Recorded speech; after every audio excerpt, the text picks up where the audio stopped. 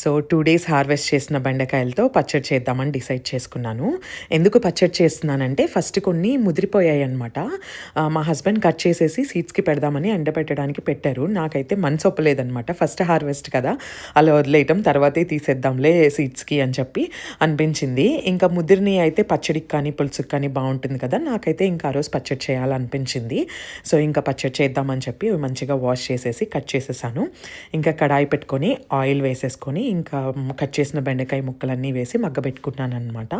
So ఇంకా lid పెట్టి మగ్గిన తర్వాత ఆల్మోస్ట్ ఆల్ ఇంకా 3/4 మగ్గాయి అని అన్న తర్వాత చిల్లీస్ వేసేసానమాట. చిల్లీస్ వేసేసి కొంచెం సేపు మూత పెట్టి అవి కూడా మగ్గేలాగా ఉంచుకున్నాను. ఇంకా ఇట్లా చూపిస్తున్నాను కదా, ఇట్లా మంచిగా కుక్ అయిపోయిన తర్వాత ఇంకా స్టవ్ ఆఫ్ చేసేసాను. స్టవ్ ఆఫ్ చేసి చింతపండు ఆ వేడిలోనే పెట్టేస్తాను అనమాట. కొంచెం ఏంటంటే మెత్తగా అవుతుంది కదా, అందుకని చెప్పి ఇంకా అన్నీ గ్రైండింగ్ చేస్తున్నాను.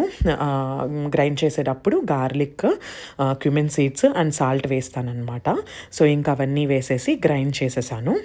కొంచెం ఏంటంటే బెండకాయ డ్రై ఉంటుంది కదా, ఒకవేళ మిక్సీ పడకపోతే కొంచెం వాటర్ వేసుకోవచ్చు, ప్రాబ్లం ఏమి ఉండదు, టేస్ట్ ఏం చేంజ్ ఉండదు. ఇంకా మెత్తగా గ్రైండ్ అయిపోయిన తర్వాత బౌల్లోకి సర్వ్ చేసేస్తున్నాను. నేనైతే పోపు వేయలేదు, ఇష్టమైతే వేసుకోవచ్చు. సో మా హస్బెండ్ టేస్ట్ చేసి తన ఎక్స్ప్రెషన్ చూడండి.